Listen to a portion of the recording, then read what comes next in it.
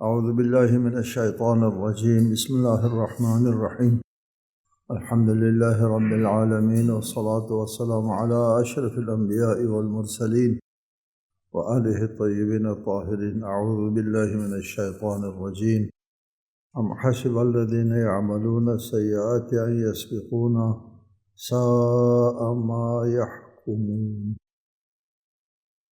سورہ عنکبوت آیت نمبر 4۔ برائی کے مرتکب افراد کیا یہ خیال کرتے ہیں کہ وہ ہم سے بچ نکلیں گے؟ کتنا برا فیصلہ ہے جو یہ لوگ کر رہے ہیں۔ مشرکین اور مجرمین اسلام اور رسول اسلام کے خلاف بہت سارے مظالم جو ہے وہ کرتے رہے، اور پھر ان کا یہ خیال تھا کہ ہم نے جی بھر کے اس کے خلاف کام کیا ہے، اگر یہ حق پر ہوتے تو ابھی تک ہم کو کچھ نہ کچھ سزا مل جاتی، دیکھا کچھ نہیں ہو رہا، لہٰذا ان کے خلاف جانا یا ان کے اوپر ظلم کرنا یا کفر اختیار کرنا یا شرک کرنا جو ہے یہ گناہ نہیں ہے۔ یہ ان کو جو ڈھیل ملتی ہے کافر کو، اور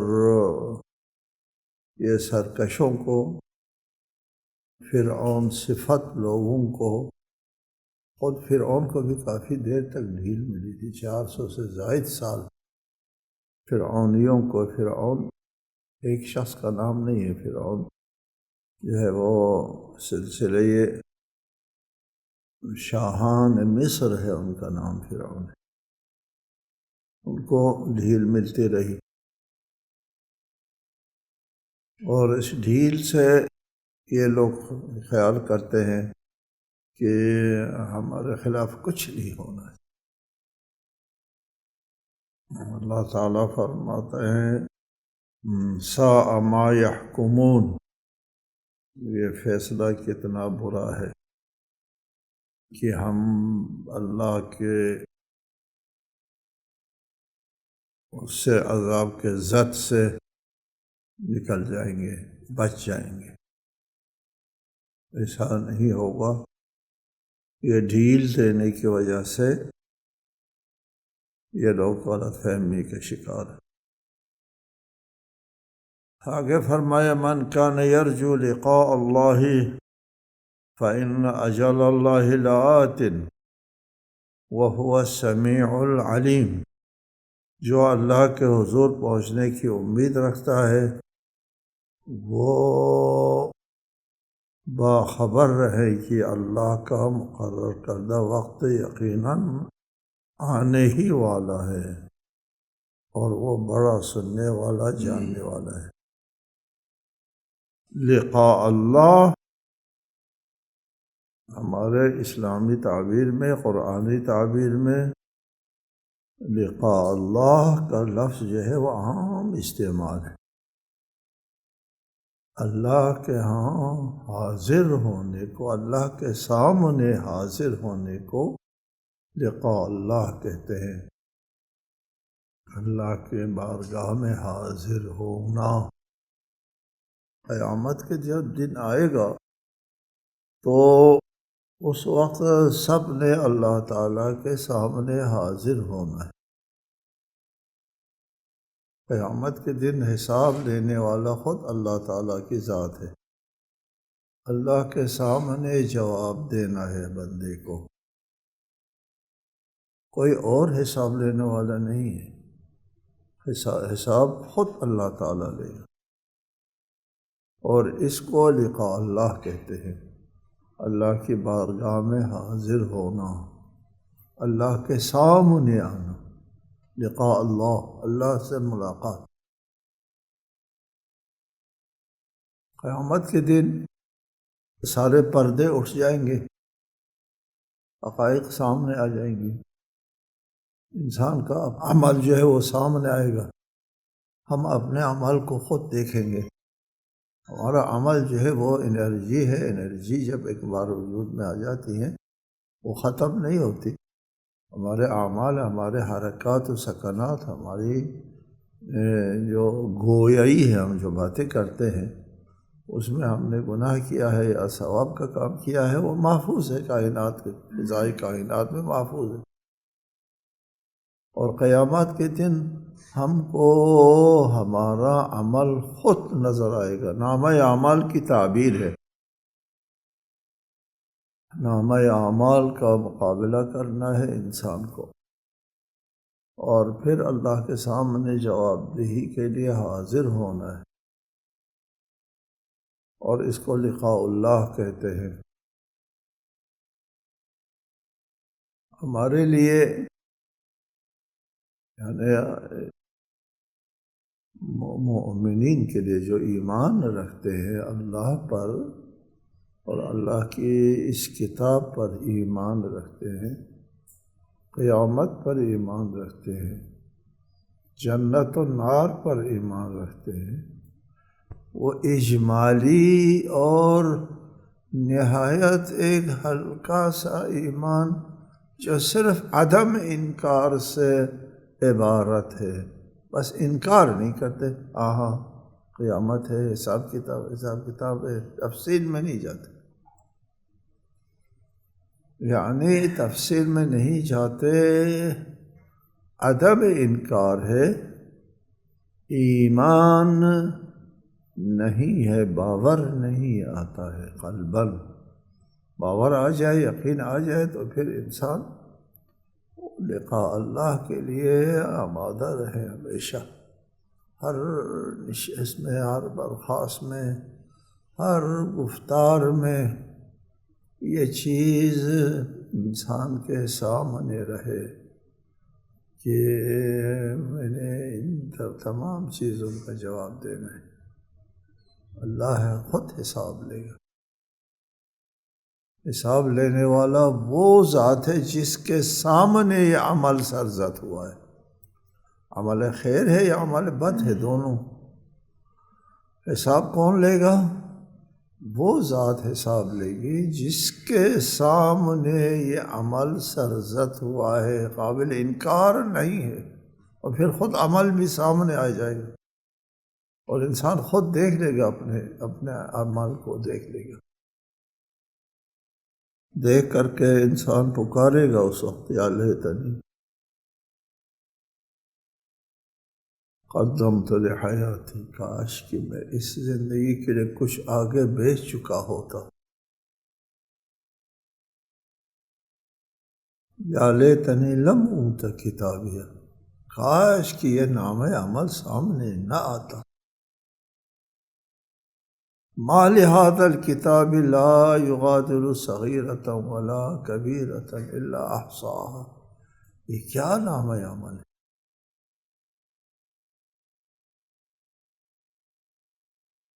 کسی چھوٹے عمل کو اور کسی بڑے عمل کو نہیں چھوڑا، سب درج کیا، ہمارا عمل خود محفوظ ہے، وہ اللہ کے سامنے جا کر جواب دینا ہوتا ہے۔ من کان یرجو، جو لوگ اس پر امید رکھتے ہیں، ایمان رکھتے ہیں، یقین رکھتے ہیں، لقاء اللہ، اللہ کے بارگاہ میں حاضر ہونے کے اوپر ایمان رکھتے ہیں، تو وہ آگاہ رہے، آمادہ رہے۔ اگر تمہارا ایمان ہے اللہ کے سامنے جواب دینا ہے اور حساب دینے کے لیے خود اللہ تعالیٰ کے سامنے حاضر ہونا ہے، بہت مشکل مرحلہ ہے، تو پھر آگاہ رہیں، فإن أجل اللہ آت، اللہ کا مقرر کردہ وقت آنے والا ہے۔ اگر آپ کو ایمان ہے اس پر، لقاء اللہ کے اوپر اگر آپ کو ایمان ہے تو پھر اس پر بھی ایمان ہو، آگاہ رہو، وہ وقت آنے والا ہے۔ اے غافل انسان، وہ وقت آنے والا ہے، لقاء اللہ کا وقت آنے والا ہے۔ وہ السمیع العلیم. جی، وہ تمہاری ہر آواز کو سننے والا ہے، تمہارے ہر جنبش کو جاننے والا ہے. کوئی چیز اس سے پوشیدہ نہیں رہی، چھپا نہیں سکتی.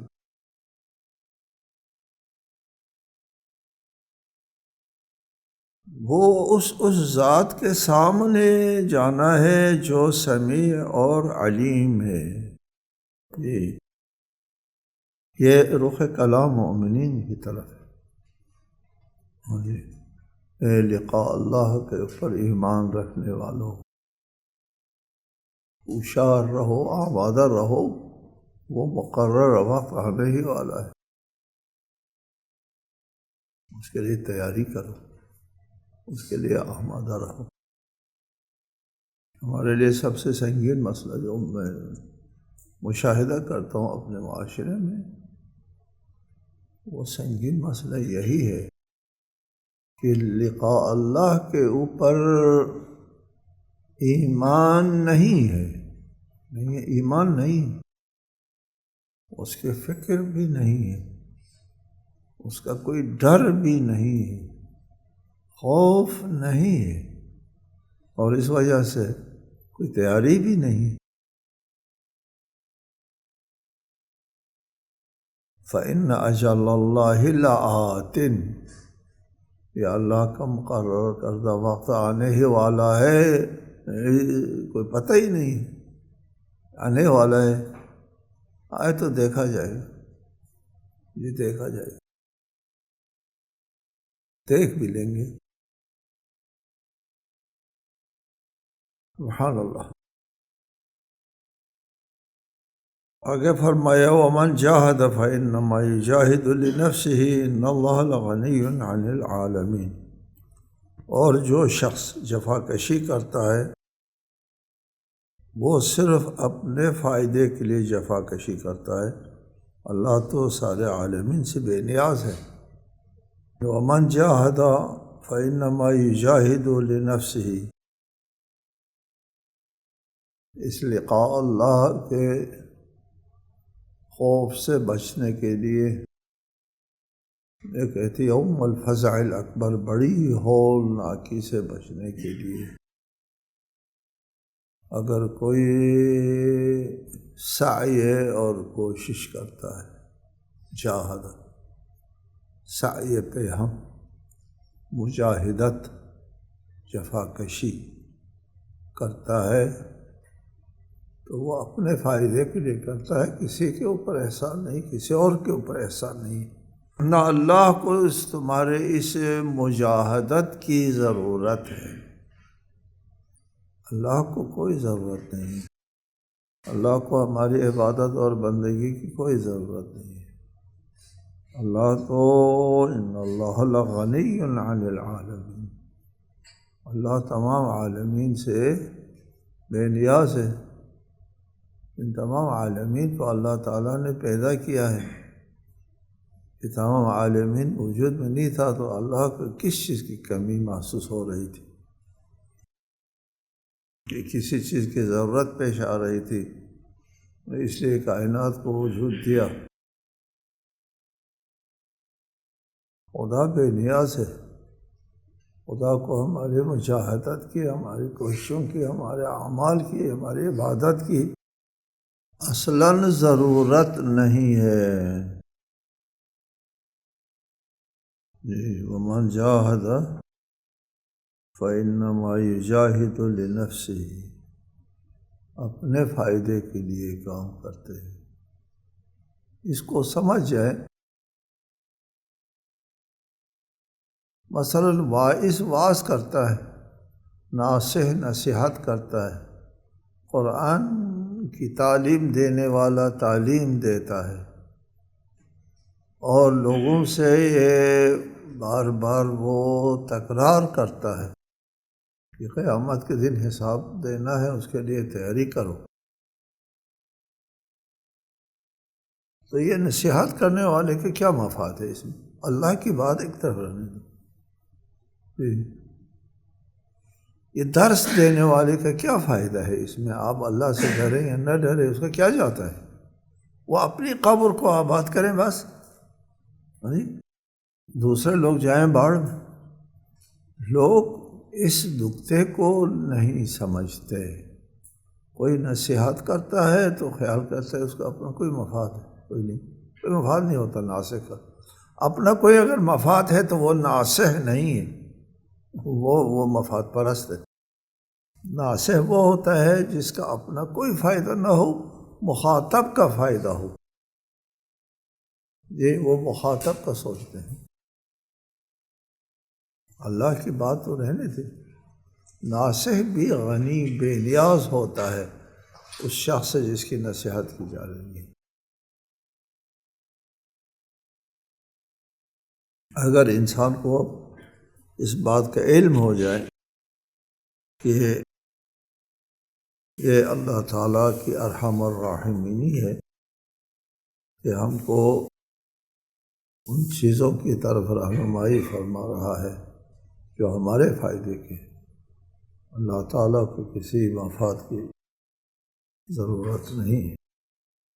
والذین آمنوا وعملوا الصالحات لنکفرن عنہم سیئاتہم وَلَنَجْزِيَنَّهُمْ أَحْسَنَ الَّذِي كَانُوا يَعْمَلُونَ، اور جو لوگ ایمان لے آئے اور نیک اعمال بجا لائے ہم ان سے ان کی برائی ضرور دور کریں گے اور انہیں ان کے بہترین اعمال کا صلہ بھی ضرور دیں گے۔ جو ایمان لے آتے ہیں اور اعمال صالحہ بجا لاتے ہیں، ایمان لانا پھر اس ایمان کے اثرات اپنے کردار پر ظاہر کرنا عمل کی شکل میں، ان کی بات ہوتی ہے ہمیشہ۔ صرف ایمان کافی نہیں ہے، اور ایمان کے بغیر صرف عمل کافی نہیں ہے۔ آمنوا وعملوا الصالحات، آمنوا وعملوا الصالحات۔ آپ کو بتایا فرقہ مرجئہ کا نظریہ کہ وہ صرف آمنو کے اوپر ایمان رکھتے تھے، بھائی ایمان لے کافی ہے، عمل صالحات کی ضرورت نہیں۔ ایمان لانے کے بعد جو ہے گناہ جو ہے وہ کوئی ضرر نہیں دیتا، جس طرح ایمان نہ لانے کی صورت میں کفر اختیار کرنے کی صورت میں نیکی فائدہ نہیں دیتی، اسی طرح ایمان کی صورت میں برائی ضرر نہیں دیتی۔ یہ نظریہ تھا مرجئہ کا، جن پر ائمہ علیہ السلام نے لعنت بھیجی۔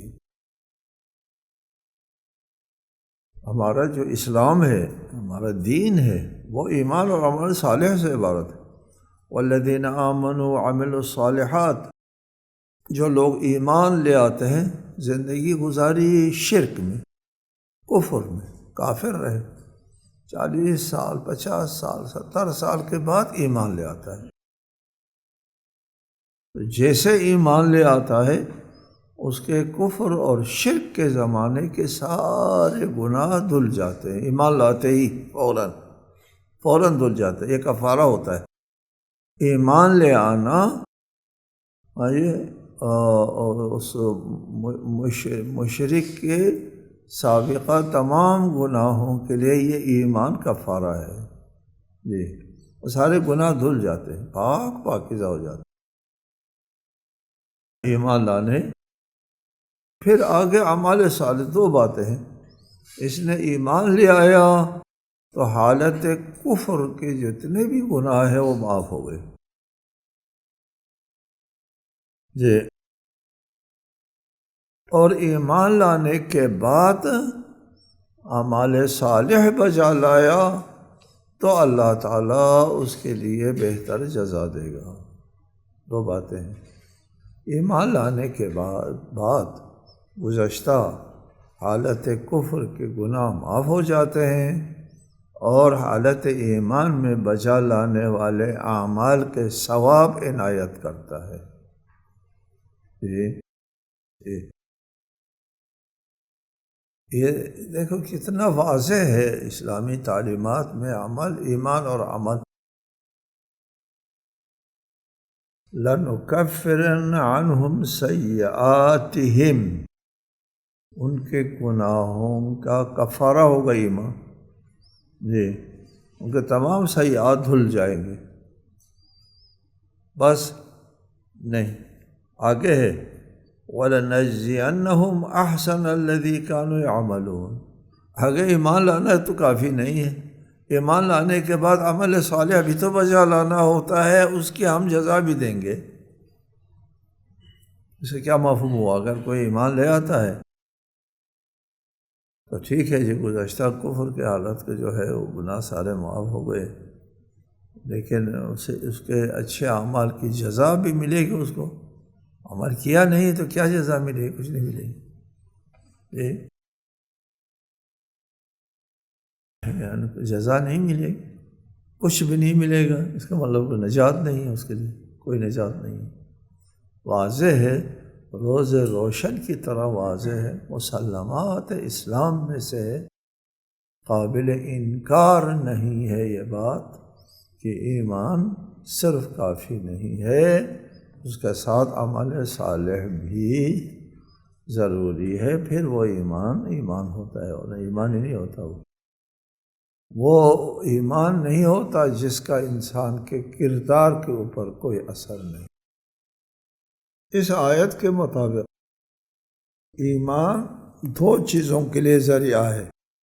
ایمان سے گزشتہ جو شرک وغیرہ کے جو گناہ ہے، جرائم وہ معاف ہو جاتے ہیں، اور اسی ایمان سے آنے والے جو نیک اعمال قبول ہو جاتے ہیں، یہ جزا مل جاتی ہے۔ دو اثرات ایمان کے مترتب ہوتے ہیں، گزشتہ گناہ معاف ہو جاتے ہیں، آنے والے اعمال قبول ہو جاتے ہیں۔ لَنَجْزِيَنَّهُمْ، جزا ملے گی، یعنی احسن الذی کانوا یعملون، آنے والے اعمال قبول ہوں گے، اس کی جزا ملے گی۔ ایمان کے اثرات دو ہیں۔ اس کا مفہوم کیا نکلتا ہے؟ ایمان نہیں ہے تو گزشتہ گناہ بھی معاف نہیں ہوں گے، آئندہ کوئی اچھا عمل بھی کرتا ہے تو اس کو کوئی جزا بھی نہیں ملے گی۔ ایمان کے بغیر عمل ہوتا ہی نہیں جی، جیسے عمل کے بغیر ایمان بھی تو نہیں ہوتا جی۔ یہ دو باتیں سامنے آ گئی۔ آگے وَوَصَّيْنَا الْإِنسَانَ بِوَالِدَيْهِ حُسْنًا وَإِن جَاهَدَاكَ لِتُشْرِكَ بِي مَا لَيْسَ لَكَ بِهِ عِلْمٌ فَلَا تُطِعْهُمَا إِلَيَّ مَرْجِعُكُمْ فَأُنَبِّئُكُمْ بِمَا كُنْتُمْ تَعْمَلُونَ۔ اور ہم نے انسان کو اپنے والدین کے ساتھ اچھا سلوک کرنے کا حکم دیا ہے۔ اگر تیرے ماں باپ میرے ساتھ شرک کرنے پر تجھ سے الجھ جائیں، جاہدہ کا سعی کریں، کوشش کریں کہ شرک رہیں، جس کا تجھے کوئی علم نہ ہو، تو ان دونوں کا کہنا نہ ماننا، تم سب کی بازگشت میری طرف ہے، پھر میں تمہیں بتا دوں گا کہ تم کیا کرتے رہے ہو۔ عمل جی اسی کا سوال جواب ہوگا، کیا کرتے رہے۔ وَوَصَّيْنَا الْإِنسَانَ بِوَالِدَيْهِ، ہم نے سفارش کی حکم دیا ہے۔ وَصَّيْنَا الْإِنسَانَ، انسان کو اپنے والدین کے بارے میں سفارش کی ہے، حکم دیا ہے حسنا، اچھا سلوک کرنے کا۔ وَقَضَى رَبُّكَ أَن لَا تَعْبُدُوا إِلَّا إِيَّاهُ وَبِالْوَالِدَيْنِ إِحْسَانًا۔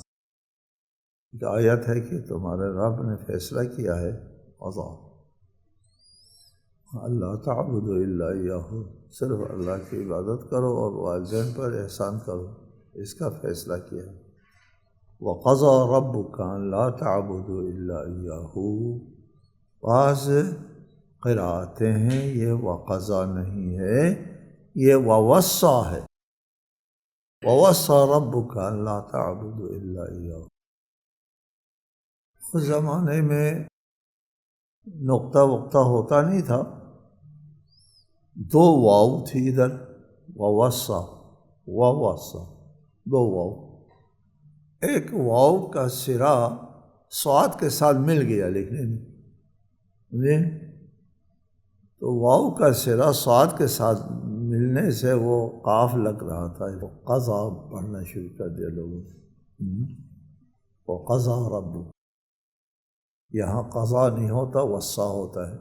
کچھ لوگوں کا یہ خیال ہے، ان کی رائے ہے، ان کے رائے قابل اعتنا ہے، ایسا نہیں ہے۔ دیکھو نا ادھر ووصینا الانسان کہا ہے، وقضینا الانسان نہیں کہا۔ وہ وقضا ربک الا تعبدوا الا ایاہ، اللہ کی عبادت کرنا، اللہ کی قضاوت کیا ہے، اللہ کا فیصلہ اٹل فیصلے کے لیے یہ اس کے لیے ہوتا ہے، تکوینیات کے لیے، جبکہ اللہ تعالیٰ کی عبادت کا حکم جو ہے تشریعی ہے، حکم دیتا ہے اللہ، اور لوگ مانتے بھی ہیں نہیں بھی مانتے ہیں۔ قضا ہے تو نہ ماننے کا سوال پیدا نہیں ہوتا، تو ہو جاتا ہے۔ بہرحال یہ ان لوگوں کے نظریے کے لیے یہ آیت ایک تائید ہے، یہ ذہن میں رہے، یہ آیت ایک تائید ہے، اختلاف نظر ہے، تشریح ہے، تفسیر ہے، وہ نظریہ دیتے ہیں آیات کے اوپر تکیہ کر کے، تفسیر بالرأی نہیں ہے۔ تو جو لوگ کہتے ہیں وقضى ربک ووصى ربک ہے، ان کے لیے یہ آیت تائید بنتی ہے، ان کا نظریہ ناقابل اعتنا نہیں ہوتا، قابل اعتنا نظریہ ہے، اگرچہ موجودہ قرآن میں ووصى نہیں ہے، وقضى ہے، یہ جو قراءت اس وقت رائج ہے اس میں وقضى ہے۔ باقی انشاءاللہ گفتگو آئندہ۔ السلام علیکم ورحمۃ اللہ۔